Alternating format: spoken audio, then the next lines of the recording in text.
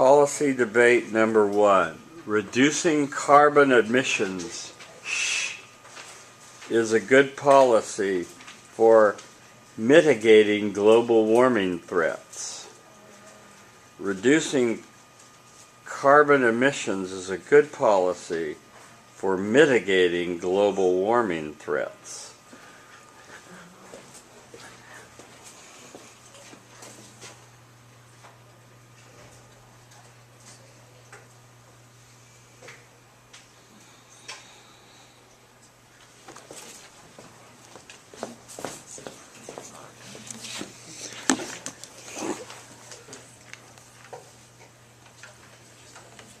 Okay. Chair recognizes the leader of the government for a speech not to exceed 7 minutes in length.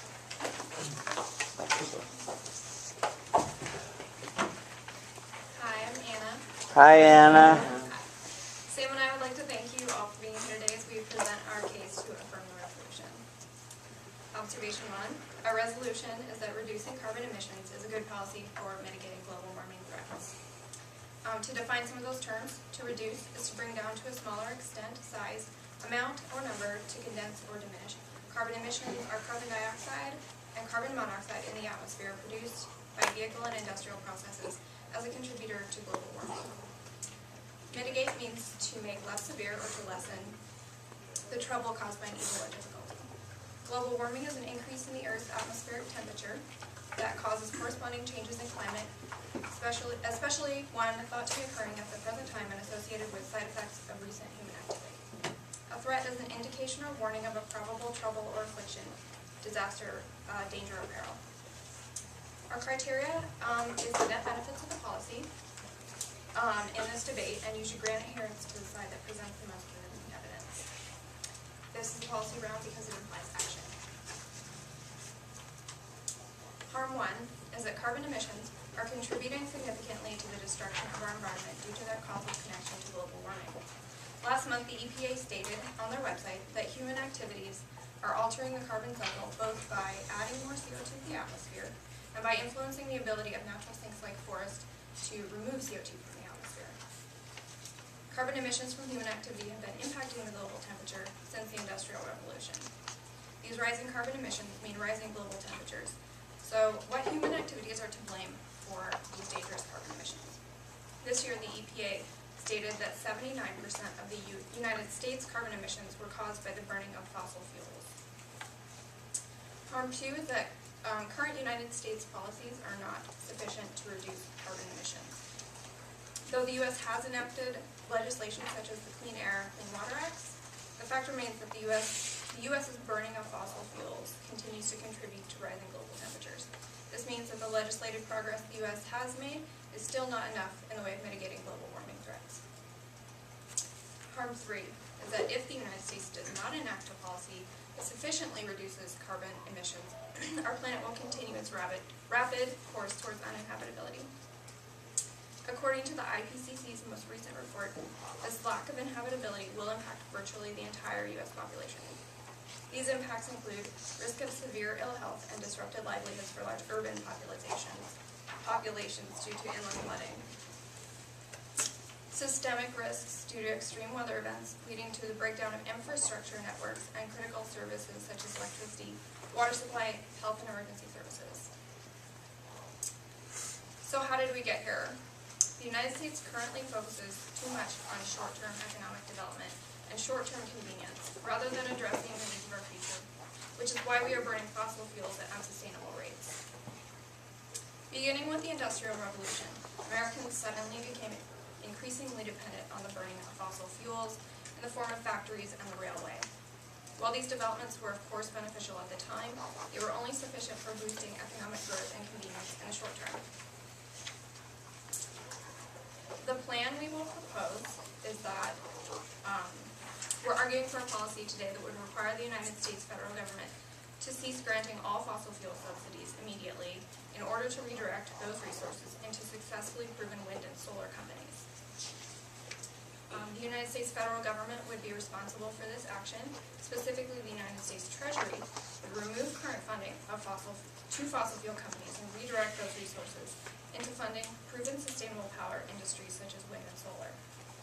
Under our plan, this policy would take effect immediately. So what are the advantages of wind power? According to the Environmental and Energy Study Institute, the burning of fossil fuels is responsible for 79% of U.S.'s greenhouse gas emissions in 2010. Wind power, however, produces no carbon emissions. According to Cleanline Energy Partners, the United States has some of the best wind resources in the world, with enough potential energy to produce nearly 10 times the country's existing power needs. Wind energy is now one of the most cost-effective sources of new generation, competing with new installations of coal, gas, and nuclear power. Its cost has dropped steadily over the past few years, and wind turbine technology has improved. If wind energy has made such great strides in the past few years with private funds, the possibilities are more than promising if current fossil fuel subsidies are directed into wind energy. And what are the advantages of solar? It's a straightforward fact that fossil fuels pollute, and being finite, they have no potential for ever becoming sustainable. Solar power is a great up-and-coming energy-conserving power source, and it has the most potential for sustainability. According to Cleanline Energy Partners, this year, solar power can also help meet America's energy demand. Solar installations in the United States exceed 3,100 megawatts, enough to power more than 630,000 homes. The solar industry grew by 69% in 2010, making it one of the fastest growing sectors in the United States. The price of solar panels has also dropped by 30% since 2010, and costs continue to fall. The United States was also a net exporter of solar products in 2010. As the case with wind power, considering the advances solar power has made privately, its future with the help of government subsidies is very bright. With solar power making advances through the use of government subsidies, we will potentially no longer have to rely on other countries for fossil fuels. Currently, the U.S. faces difficult decisions involving fuel trade with countries whose policies present moral dilemmas. If the solar power industry were to be allowed to flourish through access to government subsidies, rather than continuing to be dependent upon other countries, the U.S. could easily become an even bigger exporter. For these reasons, reducing carbon emissions is a good policy for mitigating global warming. I now stand open for cross-examination. Thank you so much. Chair now will entertain cross-examination in front of the podium. Thank you so much. Hi everyone, my name is Ardita. Hi, Arditha. First questions that I want to ask you is, did you say that humans are responsible for a gross surplus of carbon emissions? Look at the audience. Thank you. So what do you say about the fact that only 2.8% of the carbon dioxide in the atmosphere is produced by humans? I would say that it doesn't really matter what percentage is being produced. If we can, as a country, reduce our contribution to that, 79% of the U.S.'s carbon emissions are from fossil fuels. So if we can eliminate that, that would be progress in itself.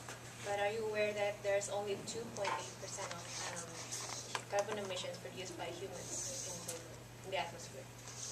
Even if that's the case, human activity since the Industrial Revolution has impacted the global temperature, and just whatever progress we can make to reduce our contribution as humans is progress.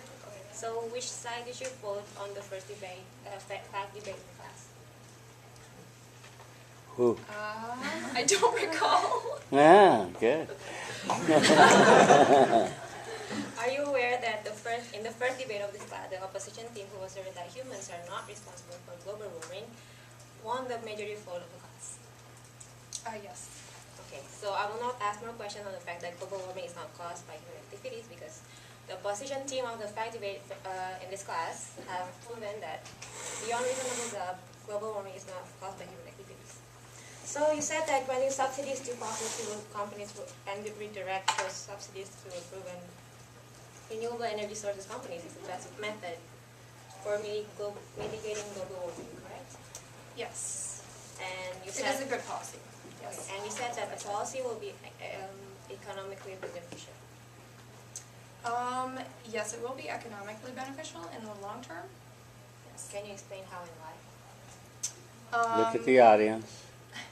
With fossil fuels continuing to deplete, they are finite, so their prices are going to skyrocket as they deplete, whereas wind and solar will not do that. And you mentioned that it is cost effective. Yes, in the long term, yes. How is it cost effective?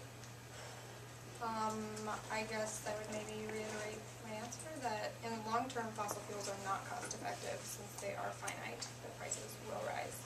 Okay. Are you aware that according to the Congressional Research Service, wind already received 5 billion subsidies, but only produced 2.3% of the electricity in the U.S. And solar received a lot of subsidies, but as well, but it only produced 0.1% of the energy in the U.S. How much did you say they received? They received 5 billions for wind and solar, similar amount, but lesser, and it produces only 0.1.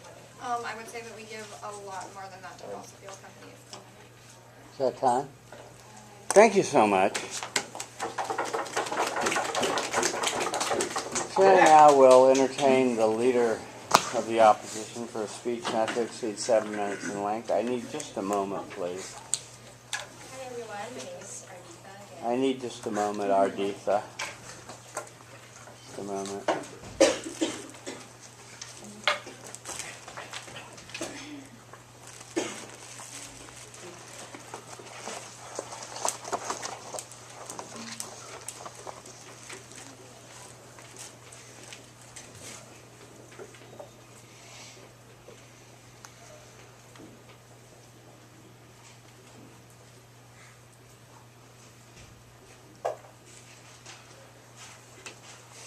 Okay. Thank you. I'm Ardita again. Hi, Arditha. I'll be presenting the opposition in this debate. The topic is reducing carbon emission is not a good policy to mitigate global warming. Observation 1, solutional analysis. This proposition is to be presented as a policy case, and the definitions of key terms and criteria in this proposition are as presented by the proposition. We'll move on to observation 2, is the government's plan to mitigate global warming by redirecting subsidies from fossil fuel companies to renewable energy sources governments to reduce carbon emissions does more harm than good. The government's plan is expensive and inefficient. Comparing the expenditure spent on the development of wind and solar energy, or even renewables in general, the total of the energy generated by these means, the government's plan is very costly, but the results produced are not efficient. The government's plan also will negatively impact the environment as well as humans' lives. Wind and solar are not as perfect and harmless as the source of energy as promised by the government. It will also pose some threats to our wildlife and biodiversity as well as humans. Because of the health problems caused by the operation of power plants and the increased cost in electricity that will impact all other prices in the market. And removing subsidies from fossil fuels will negatively impact the nation because fossil fuel is a source of nation's affordable electricity. Also, the nation's electricity demand cannot be supported without fossil fuels. Observation 3. We agree that humans are under the threats of global warming, and there are lots of proof to that, but we do not agree that cutting carbon emissions is an effective way to deal with global warming. According to skeptical environmentalists, carbon dioxide is not the only greenhouse gas that causes temperature change. And also, reducing carbon emissions will not mitigate global warming because humans only contribute a small percentage of CO2 in the atmosphere. As I previously mentioned, the NCPA report in 2013, it mentions that only 1/4 of 1% of the greenhouse effect is caused by CO2 in the atmosphere. So because humans contribute only a very small percentage of CO2, there really is no point of reducing carbon emissions to mitigate global warming. Therefore, considering the evidence that carbon dioxide produced by humans is not a critical cause of global warming threats, the government's plan to reduce carbon emissions is not a good policy to mitigate global warming. Observation 4, plans. The plan of the government is to stop subsidizing fossil fuel companies and provide subsidies to renewable energy sources, such as wind and solar. We oppose that plan because the wind and solar companies have a lot of limitations, and we think subsidies given to fossil fuel companies should not be directed because the advantages of fossil fuels over renewable energies. Observation 5, solvency. The opposite government's plan for the following reasons. First, we will point out the limitations of wind energy. Wind energy is inefficient. According to a study done by North China Electric Power University in 2012, China's wind power farms are underperforming. The capacity of wind turbines, which is calculated by dividing the energy actually produced by the hypothesis of how much the installations will maximally generate, is very low. And according to the study, the safety is a big issue because the transmission lines are limited and it will lead to electromagnetic loops sometimes, and short circuits are also prominent. Meanwhile, areas with rich wind resources such as some provinces in East Inner Mongolia lack transmission capacity to deliver and transmit power. Wind is also unreliable because although there are wind predictions, there will be days when the wind is abundant and there are days when the wind just doesn't blow. And it would make sense to store the energy produced when the wind is high, but then storing it is a problem. As mentioned by Professor Donald's fifth quote, the storing of wind energy will be used up quite rapidly and leaving the store empty for long periods. Evidently, wind energy is ill-matched to overnight storage, and any practical system installed specifically to store wind would be inadequate and impractical because it is as costly as producing it by itself, and it consumes as much as 50% more energy than it will eventually supply. Moving on to the next point, wind turbines are not completely harmless. They also pose some harm to the environment. As such, it threatens the avian community, and it has been discovered that wind turbines pose the danger of collision for migrating birds, including the golden eagle, which is illegal to kill or hunt without proper permit. This bird collision might seem insignificant, but it would disturb the biodiversity and their migration cycle. Not only wind turbines threaten the birds, they also impose harm to the people living around the area. According to the journal published by Dr. Magda Havis, who obtained her degree from University of Toronto and Cornell University, people who live near wind turbines complain of symptoms like difficulty of sleeping, fatigue, depression, irritability, aggressiveness, negative dysfunction, chest pain, headaches, joint pain, skin irritation, nausea, dizziness, and stress. These symptoms have been attributed to the pressure or sound waves that wind turbines generate in the form of noise and infrasounds. They also generate electromagnetic waves that are generated by the conversion of wind to the electricity. On the economic side, we can conclude that the investment put in wind energy doesn't pay off. According to an article in New York Times, quoting from the data from the Energy and Institute of Energy Research of the nation, government has subsidized $5 billion to wind energy, but then it only accounts for 11% of the energy produced for the nation, despite all the fact that it receives 77% of the tax subsidy on the whole for energy. So, as a result of the observation and evidence and the analysis that I presented, I have shown beyond reasonable doubt that redirecting fossil fuel subsidies to renewables such as wind and solar will produce more harm to society. And now it's going to perform. Okay, thank you very much. Chair will now see a cross-examination in front of the podium. Thank you.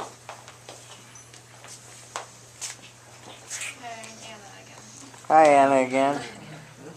Ardita, what do you say to the fact that fossil fuels will eventually run out, however, since you are arguing for the status quo? It will run out, but not in the short term. And if we switch to renewables right away without any transitions, it will cause a very significant effect on the economy, and the value debate we previously watched have mentioned that economic gain is almost as significant as preserving the environment. You stated that we need fossil fuels for power. If the United States potential for wind power is capable of producing 10 times our current energy needs, how do you explain that we need fossil fuels for power? We do need it for power because right now it generates 77% of the nation's energy other than biofuels. And wind is very insignificant in compared to what solar can produce. And it is very unreliable. You said that wind and solar have a lot of limitations, and you went into that. They're unreliable and there are problems with storing the power. But what would you say if I said, I think that's because they don't have the funds to develop their technology and that they need these funds to develop that technology? I will say that they already received the fund, and in fact, it's so much more than what the fossil fuel energy received, and it's almost 3/4 of the subsidies are given to wind and solar and other renewables, but they only produce so little that it's not worth it to spend on them. And you mentioned harms to the environment, specifically migrating birds. I guess what comes to mind, though, is the significant damage done to marine ecosystems by oil companies. Isn't damage to one migrating bird population the lesser of two evils when you consider the damage done by oil companies? I only mention of one species because there are so many species of birds that's actually affected by wind turbines. But then golden eagle is like the more popular birds among all. So I mentioned that. But then it doesn't negate the fact that wind energies it causes harm to the environment as well as fossil fuels. And then, time. Only 30 seconds. You said those who live near wind turbines suffer ill health effects. Do you know what percentage of the population lives near wind turbines and how close near is? Near is around the city. I'm not very sure about that, but if we were to switch to wind power plants, we will build more of them, and that will impact more. That's time. Thank you so much.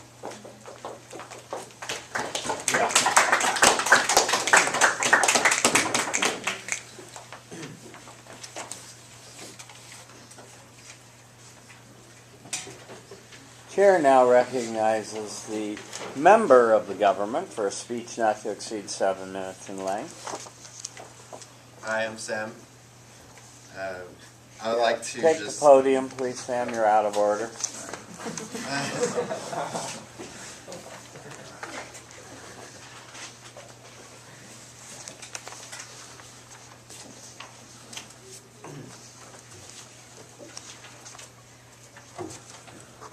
Hi, I'm Sam. Hi, Sam. So, my colleague here, my government friend, she made a lot of main points, and I want to just reiterate those points. But before I get to that, I want to restate our thesis so we can stay on topic of what we're supposed to be talking about here. Our thesis is, specifically, it is essential that the United States federal government cease granting subsidies to fossil fuel companies and redirect those subsidies towards proven renewable energy source companies. The United States must take such action as this method of reducing carbon emissions is the best method for mitigating global warming. Okay, so that's our thesis, and I want to stay on the topic of reducing carbon emissions by taking these subsidies from fossil fuel companies and transferring them to renewable energy sources. So the first thing that I want to reiterate is that humans are responsible for a gross surplus of carbon emissions. Now, the opposition says that humans are not responsible at all, but I would have to disagree. There's a very strong correlation that ever since the Industrial Revolution, carbon emissions have skyrocketed and temperature fluctuations have gone all over the place. Now, where do I source this from? So, I want to actually make 2 points with where I source this from. One in the long term. So there's this thing called the Holocene. This is the time period of the last 1,500 years. In the Holocene, really from Science Magazine states that from 2000 to 2010, the average global temperatures are warmer than 82% of the Holocene distribution, which, as I said, is the past 1,500 years. That's astounding. 82% of the Holocene, 1,500 years, and it's happening just in the past 10 years. Meanwhile, the decadal mean, the mean temperature of each decade, global temperature of the early 20th century, 1900 to 1909, was cooler than over 95% of the Holocene distribution. So what does this really mean? What's the significance? Well, from 1900 to 2000, we've had this incredible change in temperature where the Holocene was really a cooling period up until 1900, and all of a sudden temperatures are rising. So what does this have to do with the Industrial Revolution and carbon emissions and temperature? Well, for the Industrial Revolution, that ended around 1800, began in the 1850s. Around that time, it was a mid-1800s kind of thing. And that's when we started producing things like the steam engine. And we had new technology in factories that before there was no carbon emissions that were really of concern. But ever since the Industrial Revolution, there's this spike in carbon emissions, this change in temperatures. I don't think this correlation is an accident, and it's definitely significant. So the next point I want to make is a point that our opposition said, that there's this concern for golden eagles and animals if we make, if we put these subsidies into alternative energy like wind and solar, they could get stuck in these wind turbines, such things. Okay, that is a very small issue, if it is even an issue. I don't know what your source is for that, because you didn't cite it. But the IPCC, which is very reliable, states that there's a risk of severe ill health and disruptive livelihoods for large urban populations due to inland flooding in some regions, and that is from global warming. So we have to take that into account, that we have to fix that. Also, there's a systematic risks due to increased extreme weather events leading to breakdown of infrastructure networks and critical services such as electricity, water supply, and health and emergency services. Moreover, there is a risk of loss of rural livelihoods and income due to insufficient access to drinking and irrigation water and reduced agricultural productivity, particularly for farms and pastoralists with minimal capital and semi-arid regions. Now, I talk about this because it's the IPCC, and we all know the IPCC is kind of the godfather of when it talks about global warming. And we should all trust the IPCC. And when it comes to a source that I don't know what they're talking about, also when it comes to just talking about golden eagles, we're comparing golden eagles and humans, and I don't think that's fair. I think we need to focus more on human health than the health of golden eagles. And one more point I want to make is that we actually didn't talk about initially, is that the United States should become energy independent. Right now, we're so dependent on other countries for oil that it's kind of an issue. Other countries control our oil prices. It actually affects our economy greatly. So by switching to giving these subsidies to alternative energy companies, we don't have to become as reliable with these oil companies overseas.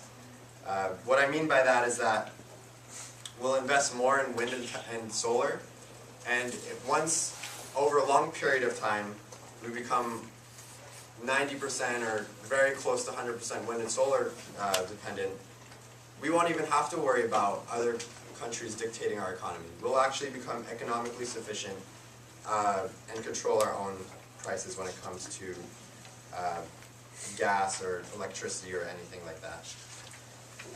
So just the closing statement that I'll make is that the plan to address all these issues is to cease giving subsidies for inefficient fossil fuel companies that only increase our dependence on carbon-based fuels, cease giving subsidies for inefficient technologies that are used in the burning of fossil fuels, and subsidies must be redistributed to wind and solar, renewable energy source companies, as well as the efficient technologies such companies operate with.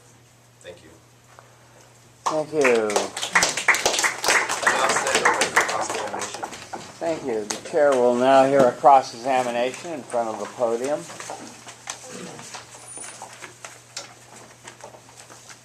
Hi, I'm Priscilla from the opposition.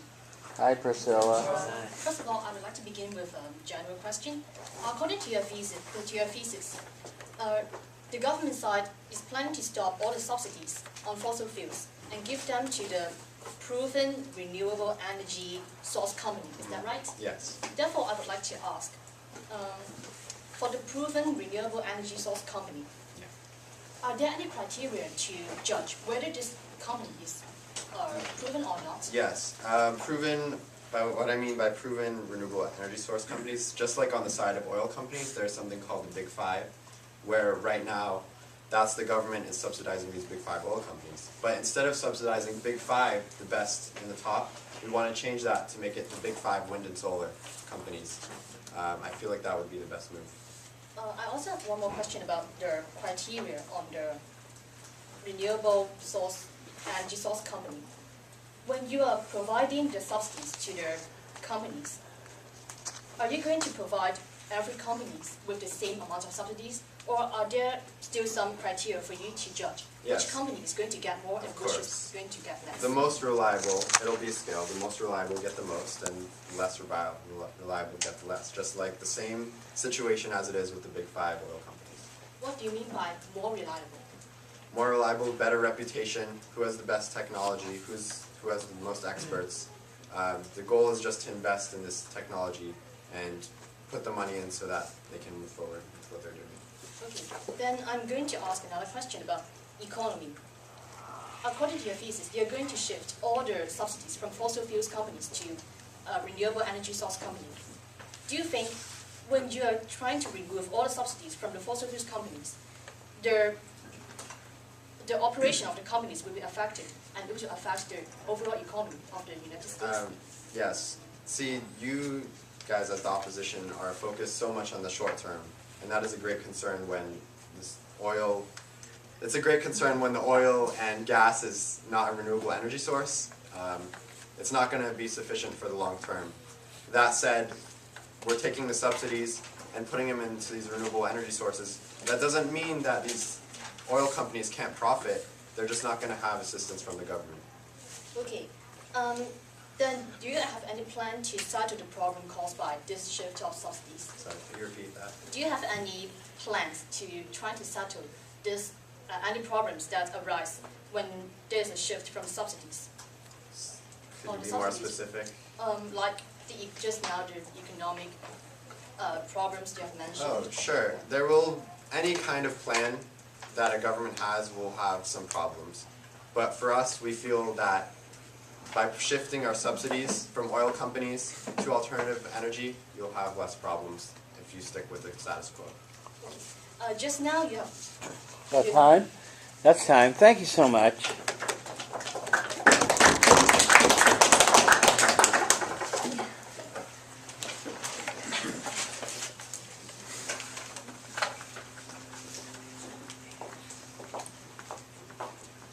Chair will now recognize the member of the opposition for a speech not to exceed 7 minutes in length. Hi everyone, it's Priscilla from the opposition. Hi, Priscilla. Just now, the government keep persuading us that we should redirect the subsidies from fossil fuel companies to the renewable energy source companies, not only because it can alleviate the global warming, but also because it is beneficial to our economy in the long term. However, with the loans provided by the Energy Department for the solar energy companies in the past few years, significant economic return cannot be seen. In 2011, a solar panel company called Solyndra went bankrupt, and it had received $528 million from the Energy Department. According to the New York Times, the failure of this company was caused by the drop of prices of solar equipment due to the increase of Chinese solar products in the market. In the same year, another solar energy company, Beacon Power, went bankrupt because of its failure to attract investors. And this bankruptcy ended up with owing the Energy Department for $40 million. In 2012, Alban Solar, who received a loan of $400 million from the Energy Department, went bankrupt again. And this bankruptcy is caused by its poor quality solar panel. And this resulted in a loss of $68 million on the Energy Department. Solely in 2 years, there were already 3 solar energy companies went bankrupt, and this caused millions of economic loss to the Energy Department and also the nation. Therefore, I would like to ask, is it worthwhile for us to continue to invest in the solar energy companies to an extent that we shift all the subsidies from the fossil fuel companies to them and the other renewable energy sources, energy companies? Solar energy is expensive. It is because it is not a reliable source of energy. We are not sure, we cannot ensure the stable supply of sunlight all the time. When there is insufficient sunlight, just like during the nighttime or during the cloudy days, we need to rely on the energy storage system. But, unfortunately, the storage of solar power is very expensive because solar energy competes with storage rather than supporting by it. That means it is difficult and costly to store solar energy for future use. Even though we can obtain electricity from the solar power, with such a high production cost, the cost of electricity will also increase greatly. According to the projection of the cost of solar energy in 2018, in the report of the Energy Administration, the cost of solar energy will be twice as expensive as the natural gas. And as mentioned at the Pacific Northwest Regional Economic Conference in 2013, solar cost is about 8 times more expensive than the national average electricity cost. Due to the unreliable source of energy supply and the high cost on using solar energy, the domestic, commercial and industrial activities will be affected.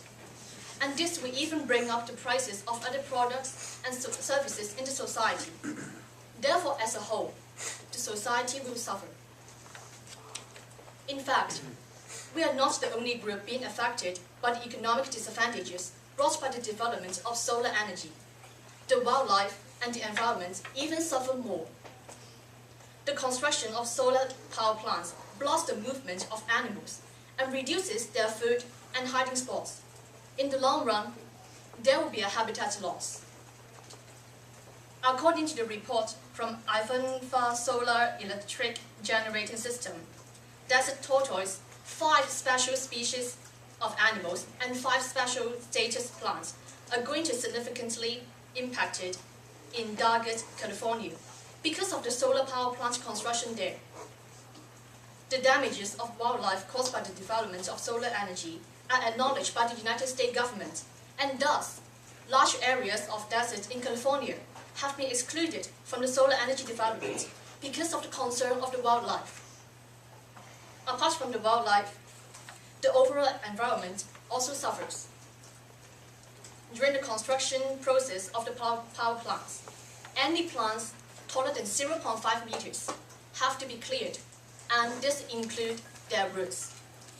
The clearance of vegetation during the building of power plant is much more than just causing a loss of vegetation to the environment.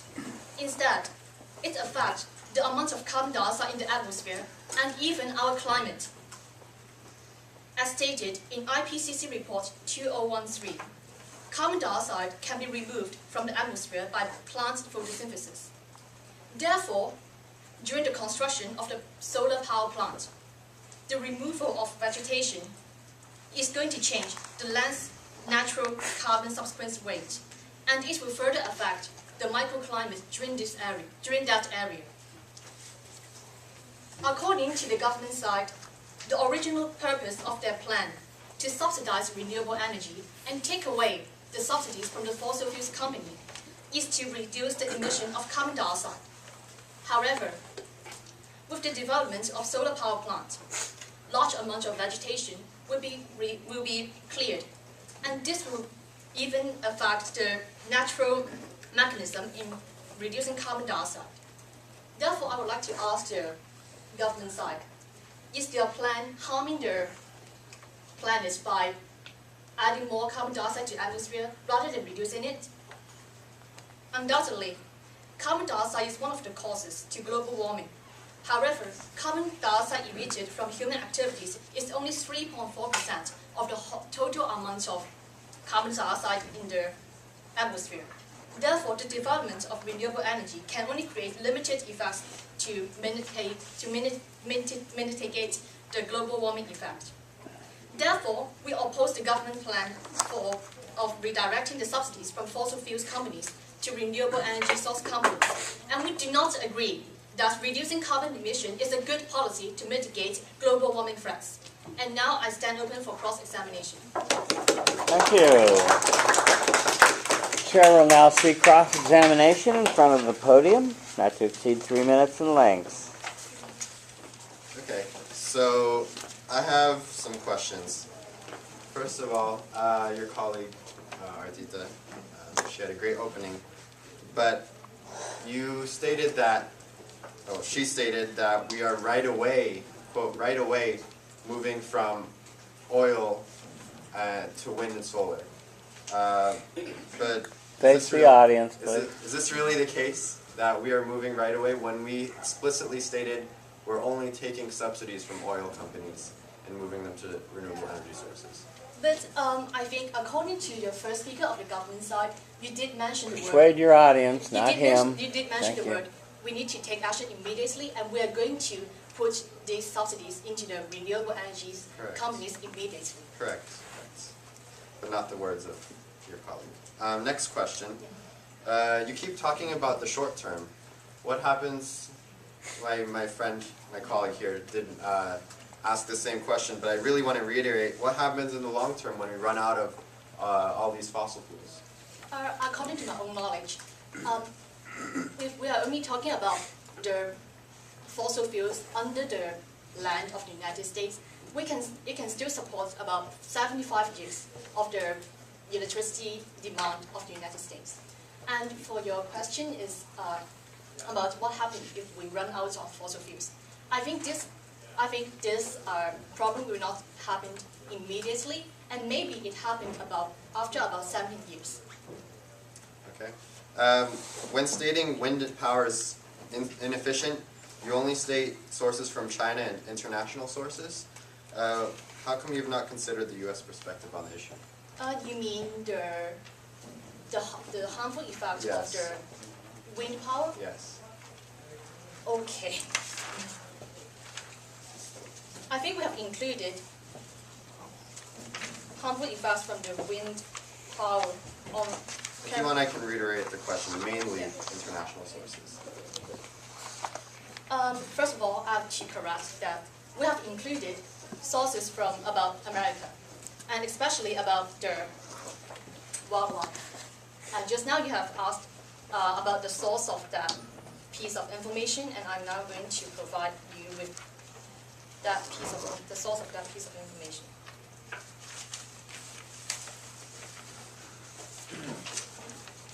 That reference came from a journal article called Wind Energy Development and Wildlife Conservation, Challenges and Opportunities, which is posted on the Wildlife Society. And you're asking about why we recite so many Face the audience. references from China and international, because we would like to prove wind power is not applicable in the United States from the examples from the other countries, because they're already using these kind of energy. Okay. Thank you. Thank you. That therefore ends the constructive period of the debate. It is now time for our rebuttal period. time for some refutation. The chair first would like to hear some refutation from Anna, preferably some 4 steps of refutation.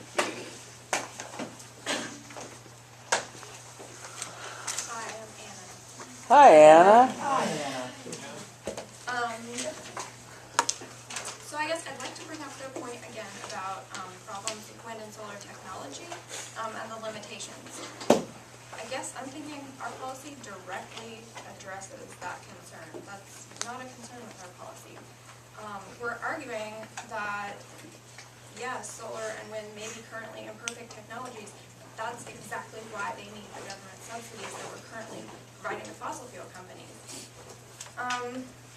And their points about the damage to nature just seem really insignificant to me. Insignificant compared to incidents like the BP oil spill, which was not the first oil spill to ever happen, that impacts the marine environment in a big way. And again, 79% of our carbon emissions come from the burning of fossil fuels. So that impact to the environment under the status quo seems to me to outweigh greatly the impact to the golden eagle species that they're talking about. The issue with Solyndra, I'm not clear on exactly how the decrease in those solar product prices was a direct cause of their bankruptcy. I didn't feel like they explained the direct connection there. I was unclear on that. They say that the cost of solar energy is 8 times that of electricity. But again, I'd like to state that these technologies are currently more expensive than what we're using because the technologies involved with them are not developed enough, which is, again, why they need our fossil fuel subsidies that we're currently handing over to unsustainable energy sources. And with the habitat destruction involved with solar power companies, I'd like to know, I guess, exactly how much carbon dioxide absorption they're saying the building of solar plants would actually produce. Because again, 79% of our carbon emissions are from the burning of fossil fuels. So the destruction of that habitat would have to be huge. It would have to be huge to outweigh the fact that almost 80% of our carbon emissions are from fossil fuels. And Priscilla said that she thinks fossil fuels will last us another 75 years. She didn't provide a source. She thinks that they will last us another 75 years. My children will still be alive. My grandchildren will still be alive then. I would like them to have other energy options at that point in time when our fossil fuels do run out. For these reasons, the reduction of carbon emissions is a good policy for mitigating global warming threats.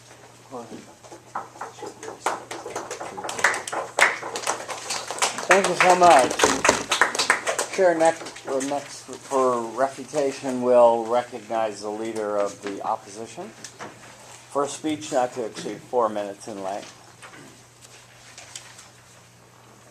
Hi, I'm Ardita again. Hi, Arditha again. The government say that cutting subsidies for fossil fuel companies and giving them to wind and solar and renewable energy sources companies is the best solution to reduce carbon emissions to mitigate global warming. But I disagree, because it is not. Wind and solar are not as perfect as they seem to be, and they are very expensive. Let's look at the CRS data from 2010 about tax incentives given to fossil fuel companies and renewable companies. It says that fossil fuel produces 78% of the nation's energy while receiving $2.4 billion in tax incentives. Meanwhile, the renewables produces only 10.7% of the nation's energy, and it receives $13 billion of tax incentives. Now let's say we redirect that money given to the solar to renewable energies.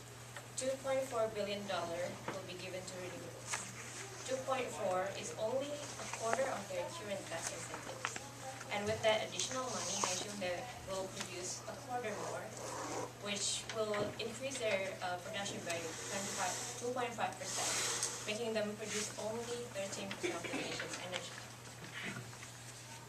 Because the tax incentives are taken away from fossil fuels, while the renewables only produce 13%, the fossil fuel companies will produce less, and then we won't have enough energy to support the nation because we don't get as much as energy from the subsidies that is already given away from fossil fuels to the renewables. And then the electricity will be much more expensive, and that will ruin the economy because wind and solar are more expensive than that.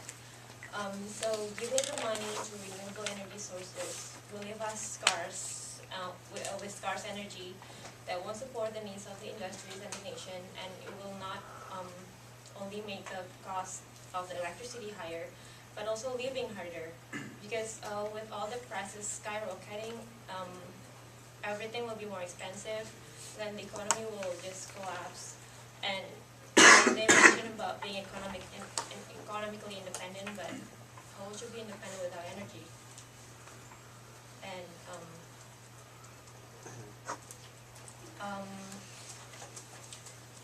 they also mentioned about why wind and solar and other renewables need subsidies is because they're not fully developed yet. But I looked at the report from CRS from the previous years, further away from 2010. They already received so much subsidies, but they keep producing the same amount of electricity. And if the subsidies given to fossil fuels are to be taken away from them, while they're actually producing most of our electricity, and the renewables take such a long time to develop, how are we going to have affordable electricity? And how are we going to support our daily lives? How are we going to afford being here? Because it's very expensive. And because of these reasons, and because wind and solar companies are actually, they already have those subsidies, but they're not providing enough. I have proven we are reasonable about that. That redirecting fossil fuel subsidies to renewables will produce more harm to the society and environment and economy, and it's not a good time to deal with it. Thank you. Chair now recognizes a member of the government for a rebuttal of refutation, 4 steps, not to exceed 4 minutes in length. Hi, so this is the closing argument here, and I want to just state that we should be thinking about moving forward and not just being happy with where we are. We should not be happy with mediocrity, and we should not be happy with running out of fossil fuels in 75 years and running out of energy supply. That said, we will run out of fossil fuels in 75 years based on our opposition's sources, which means inevitably we have to direct our resources towards renewable energy, no matter what. That said, we have already moved in that direction. We have passed the Clean Air Act in the past, which sets in place federal regulations mandating that states reduce their individual levels of air pollution by a set amount before a specified date.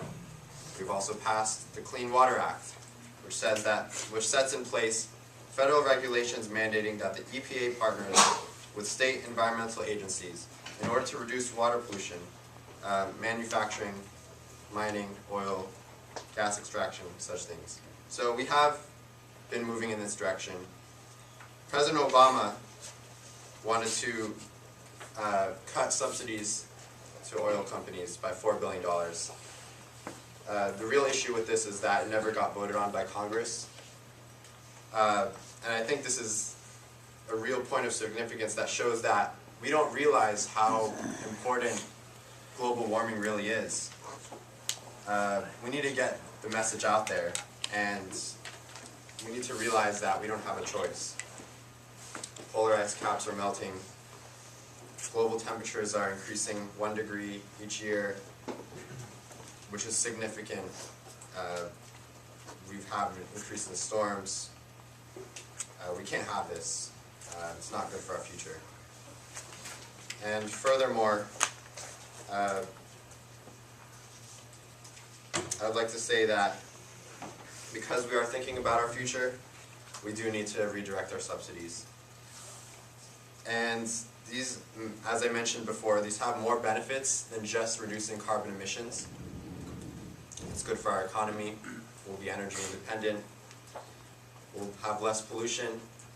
We'll be saving our ecology and the water.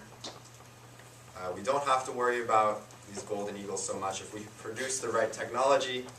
And when I say that, I do care about these golden eagles, but what I mean is that if you redirect these subsidies and you invest in technology, if they're built the right way, you won't even have to worry about golden eagles dying. The technology will be built the right way.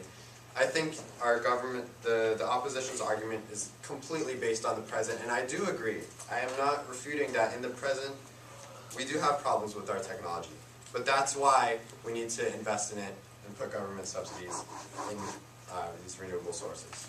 So, that said, I have proven beyond a reasonable doubt that we must put subsidies from these oil companies and fossil fuels and put them into renewable energy sources in order to reduce carbon emissions and mitigate global warming. Thank you. Thank you. Chair now recognizes a rebuttal from the member of the opposition for a refutation, 4 steps, not to exceed 4 minutes in length. Hi, I'm Priscilla from the opposition. Hi, Priscilla. During the cross-examination, the government side asked me why we are quoting so many examples from international sources. The main reason is that we want our nation to learn from the mistakes of the others and do not repeat these mistakes. The government side said renewable energy such as wind and solar power is good alternatives for fossil fuels because it can support the long-term development of the economy of the nation. But we do not agree that the foreseeable future with great reliance of renewable energy is that positive. Now I'm going to cite another international example on the European Union. In the European Union, its members are now obtaining about 25% of the electricity from the solar and wind energy. When comparing their electricity cost with the United States, it is 50 to 100% higher than the United States. And this high electricity cost hurts the European Union. According to the president of the German Chamber of Commerce, the high electricity cost is the main cost that makes the EU less attractive than the United States to companies. It is clear that the low electricity cost is a merit of the United States, which enable us to have an advantage over the other countries in the global investment market. If we are going to redirect the subsidies from fossil fuels to renewable energy, we are going to face the same increase in electricity cost like the members of the EU. And at that time, we're going to lose the economic advantages and the competitive power in the world. Other than the international competitiveness, the development of renewable energy does not only result in high electricity cost and increases the public burdens on utilities, it also brings drawbacks to the employment market. In Spain, one of the members of the EU, over the past 15 years, each green job created led to the loss of about 2 jobs in the rest of the economy. Over the past few years, we're glad to see that there is a decrease in the national unemployment rate. If we redirect the subsidies from the fossil fuels companies to the renewable energy source companies and the other related firms, we may need to face the same problem just like Spain, and we may need to deal with the high employment rate again. While the government is urging support for giving some more subsidies to renewable energy companies, on the other hand, Germany is now planning to cut the subsidies of renewable energy. At this time, if we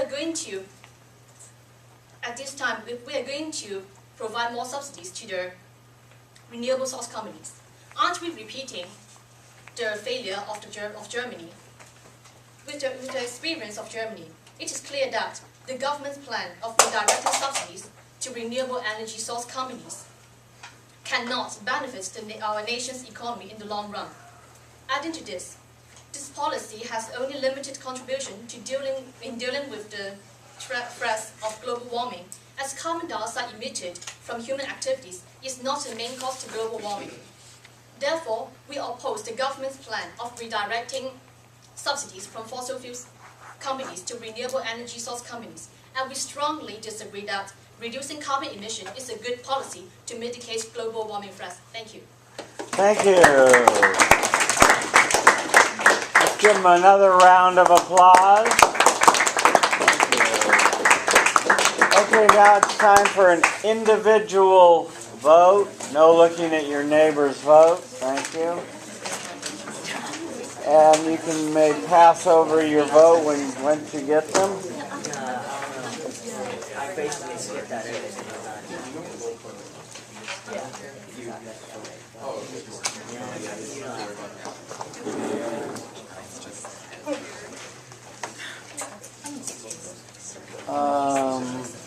Is Stephanie here yet?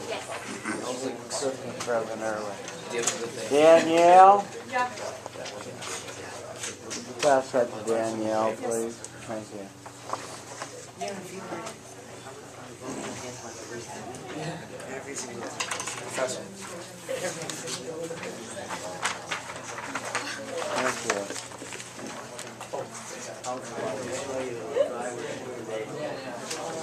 Because I'm against your point. Thank you. No problem.